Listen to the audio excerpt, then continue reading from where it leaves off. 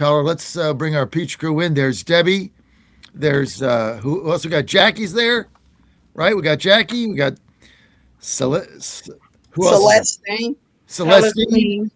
Where's Jackie? Mm-hmm. I just saw Jackie. Is she gone now? Jackie just froze. Colton Moore also line 3. Oh, Colton Moore, line 3. What a bonus day we're having after the State of the Union.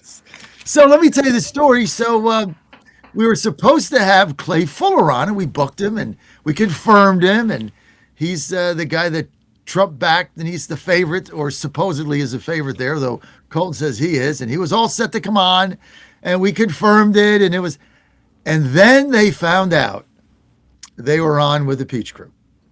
I'm just surmising this. I'm just surmising it. I don't know this for a fact, but then this morning they bailed and said we have a scheduling conflict. Well, we booked you like a week ago, and then we confirmed it like yesterday and again last night. So now I got a scheduling conflict. No problem.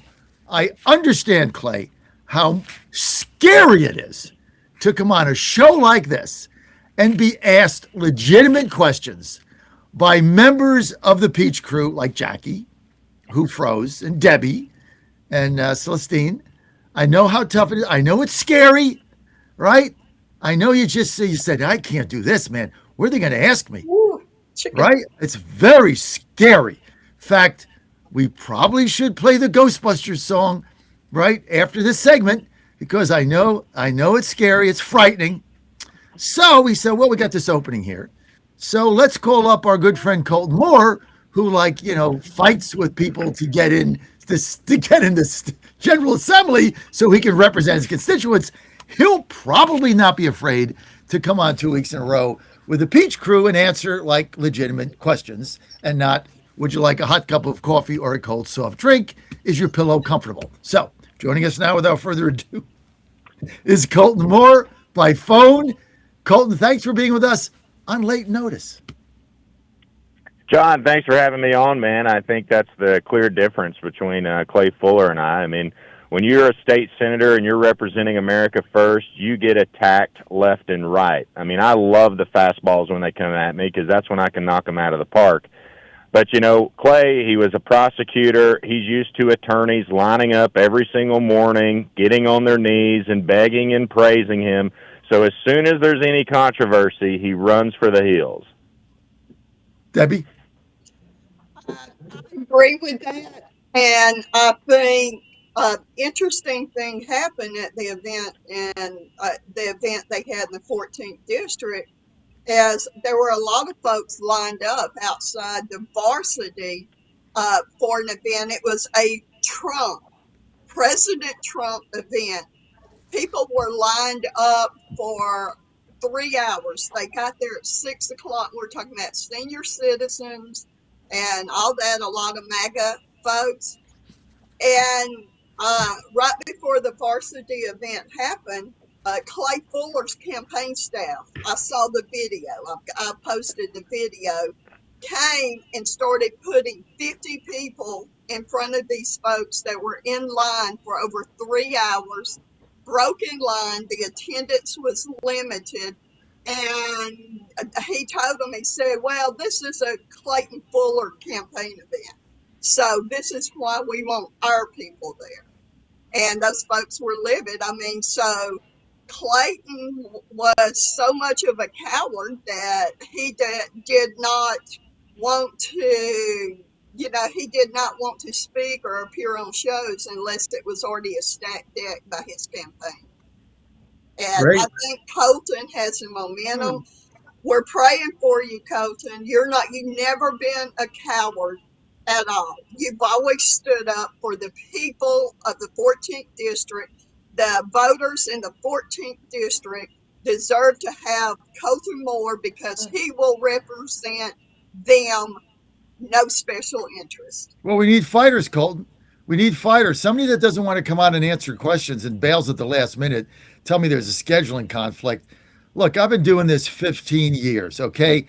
This was confirmed last night. Don't tell me there was a scheduling conflict. There's no scheduling conflict. If there was a scheduling conflict, you would have said, can I come on tomorrow, right? No, you just bailed because you're afraid of getting a legitimate question. So it's as simple as that. We need fighters, not people running around behind 18 lawyers and 16 consultants. Let me ask you something, Colton. I want your reaction to the State of the Union speech last night. Well, I tell you what, it was a marathon, but it was a marathon of great things. I mean, I've never seen a president basically troll the Democrats in such a way. I mean, they wouldn't stand up; they walked right into his trap. It was absolutely genius of the president. People got to see it, all across the country, what their representatives are doing up there. And then, I mean, it was amazing to hear the stories of the veterans, see the Medal of Honor recipients. I mean, I thought it was one of the greatest State of the Union addresses I've ever seen. Are you forgetting wait, Debbie.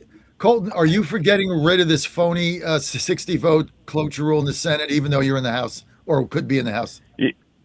I wish the president would have done that from the very get-go. I mean, you got to think about it. This president's running on a third of the amount of appointees that typically a president gets. I mean, I wish we would have done this a year ago, and then Trump could have stacked his entire administration. I mean, you think about this. Half of the ambassadors across the world right now are still Biden appointees because the Senate never went into recess, and they know they're not going to be able to get those appointments. I mean, it was a blessing that we got what we got, that he at least had a cabinet. Jackie, let's bring you in here, Chairman Jackie Hurling, Chairman of the 14th District. We had Clay Fuller on. I guess he heard you were going to be on. He got scared and bailed, so Colton filled in for him today. Maybe he'll be filling in for him in Congress. But Jackie, I think you're a very nice person. I mean, you're not really anything to be afraid of, right? I doubt very highly that Clay's afraid of me. I think he's scared to death of you. I'm terrifying. You're a terrifying lady. Colton's not afraid of you. Yeah. Maybe he was afraid of Celestine. He's probably See, maybe busy. it was you. One of you ladies scared him to death. Frighten him. Well, listen, I'm here to tell you, it speaks volumes that he did not appear on the show this morning. It would have been to his credit to come and stand before us and answer some questions. But the fact that you failed to show, yeah, something doesn't smell right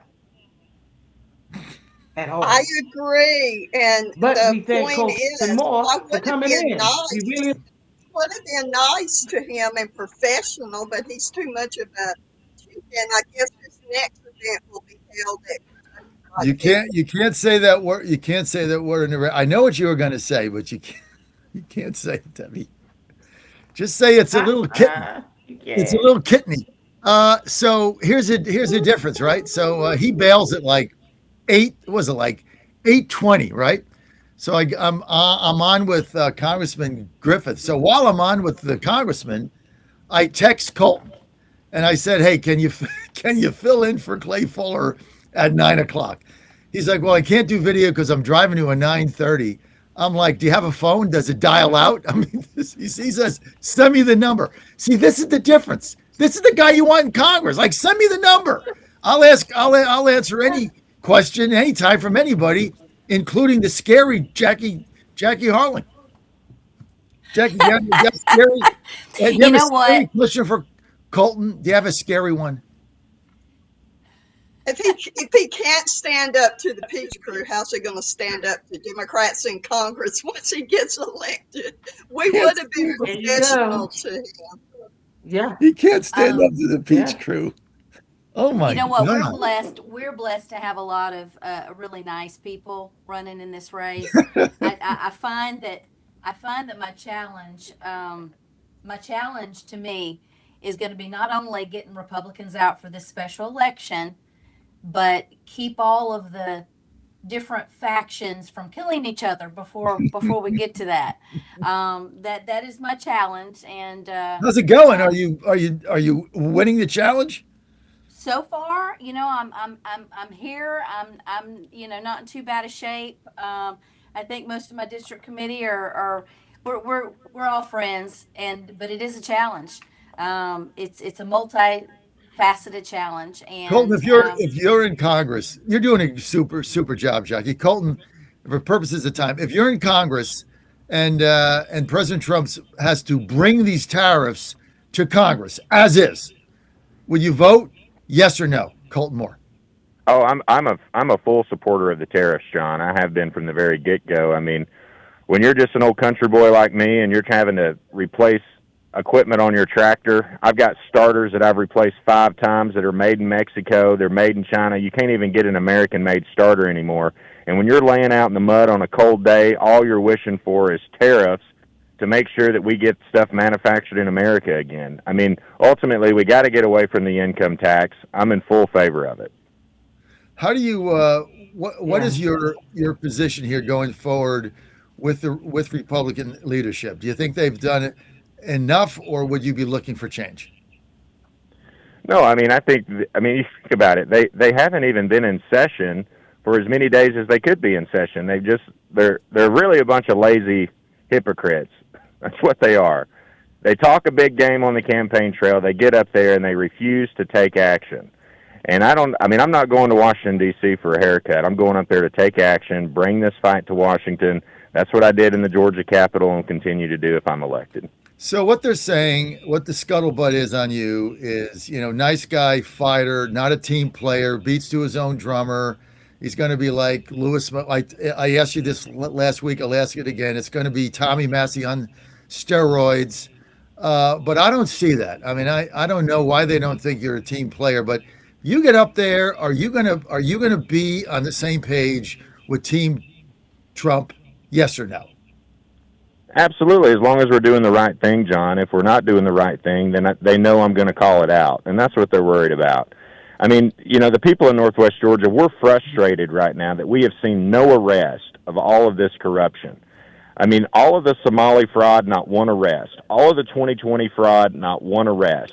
All of the Epstein files, not one Right. arrest. I mean, we want to see action. Yep.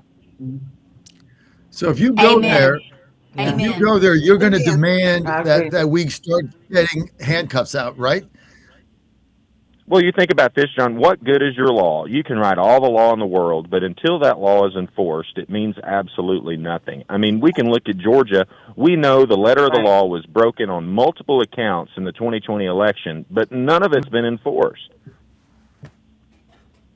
So what Yeah. what would you do? Final thing, and then I'm going to turn it over here to the panel. What would you do up there about the election fraud that went on in Georgia? Like what would be your role in Congress? Well, I mean, first off, the Congress has the control of the budget. I mean, there needs to be money allocated specifically for the prosecution of the fraud in 2020. That needs to be a line item in the budget to where they have no excuse. The only way they can spend that money is if they're prosecuting the fraud. And that's the first step. I mean, and then it has the right to investigate and question any member of the administration. And those are the questions that need to be asked to Pam Bondi. Pam, when are we going to start seeing some prosecution? That question has not been asked to her at the congressional level yet. All right, final thing I've got. Most important question that I have. Are you going to support my favorite bill in the history of all bills in the history of the Republic, the AM radio in every car bill? I think it's the free enterprise system is going to decide what's putting what radio in which Oh, vehicle. I come mean, on. there's Come on, you got to dude. buy the basic work truck You if you can't want look. the AM radio. You can't communicate in your district without AM radio if something goes down. That's the purpose of this bill. There's no communication. If those towers goes down, FMs don't work. You got one thing, and that's AM radio. So John, you buy an emergency radio, an emergency AM radio. nobody's got I mean, I emergency have radios. one. They just want to go in their car and I've turn it got on. one. I've got one that you hand crank, John. Oh, It's come even got a on, man. flashlight on it too. Vote for my bill, and I'm all in. You got to get AM radio. They got like 300 sponsors in the House. See, you're turning into Massey again, right? This is what pisses me off. All right, I'll turn it over to the panel. Can't even vote for my radio bill, and I thought I would. You almost had me. Now I'm Almost. back in the middle, right? Debbie, let's wrap this thing. I'll give everybody a question for Colton, and then we'll wrap. Colton, what do you see happening? How is your campaign going, and what are your needs in the campaign? Well, I tell you what, Debbie, that's a great question. I mean, we have more grassroots than anybody. We could always use more grassroots. You can go to coltonmore.com/volunteer and get signed up to wave signs and go door knocking. I mean, we already have 100 plus volunteers registered right now working hard for us, but we're being outspent probably 4 to 5 to 1 right now. I mean, all the DC swamp money has come in behind Clay, and if you can afford anything, please go to coltonmore.com/donate and hook us up with some funds that'll be spent right away to keep us in the fight. Well said. You've got my support. And let folks know they can give to your campaign and volunteer, even though they don't live in your district. Celestine, you got a Yes. question? Yep. Celestine, you got a question? I want to know. Yes. Good morning, Colton. Listen, I want to know Good how morning, Miss do Jane. you feel about. Good morning. I want to know how do you feel about the possibility of Republicans in your district who, because of their hatred, can't get beyond that and threatening to vote for the Democratic candidate Sean Harris. Talk to me about You know, I that. see a What lot are of your thoughts? Republicans for Sean Harris signs, but, you know, I think Jackie can attest to this. She and I have met not one Republican who says they're going to vote for Sean Harris. We haven't met the first one. I mean, this guy claims to be a cattle farmer, but if your party can't define what a man and a woman is, I don't know how you could define what a male and a female cattle is. All right, Jackie, I love it. Keep up the good work. Jackie, you want to wrap? All right. Yeah, I agree. You know what? If any, I think the Republicans that may be saying that are hiding, because they're cowards. Anybody that has ever called themselves a Republican, that is so obsessed with personalities and middle school cliques, that they would support a Democrat no matter how nice they come off, no matter how kind their personality is. It's all BS. Democrats are famously wonderfully adept at sticking together and voting for those bills, voting for those policies that are so anti American, anti morality, anti Christian. It's ridiculous. Find me a Democrat that doesn't do that. That's what you're going to be voting for. It's ridiculous. Vote. Every Republican that is running for Congress right now deserves your vote way over a Democrat. And anybody who would cross that line and be so short-sighted needs to be called out and never elected to anything again. Well, Jackie, here's what I think's going on. I just can't imagine Hello. anybody in the 14th voting really Republican, voting for a Democrat. I think this is just the Democrats being deceptive and putting Yes, these signs out, encouraging. It's their way of encouraging Republicans to vote for the Democrats. So I think it's all BS it that they're is. It's running. deceptive, and you know what? They're a bunch of liars. They're a bunch of liars, and we need a Republican in our congressional seat. And I believe enough Republicans are going to come out where that's going to happen. Sally, you got a final question here for Senator Colton Moore? Good morning. Good morning, Senator Moore. How are you? I'm doing okay. I've got just time for one more question, John. I got to make an interview with the Vaccine Freedom folks here. Got it. So, Colton, my quick question is with the State of the Union last night, with the abhorrent behavior of the Democrats not standing up for people that have been victimized by the illegal aliens that have been flooding our country and carrying on the nonsense. If you could say anything to Ilhan Omar and Rashida Tlaib that have the wearing the button FUCK ICE on their shirts, what would you say to them this morning? You know what? If I was in Congress, I would have said to them on the House floor, they need to renounce their U.S. citizenship and leave this country. They are not Americans. I mean, they didn't even stand up for the Medal of Honor recipients. They are literally plants from the other side, our enemy, on the House floor. They must go. All right, Amen. that's I going to agree. wrap us, Colton. Amen to that, All Colton. right. Well, thank you all Amen. so much. Great sharing time with you. Thank you. All right, Colton. Thanks for being with us.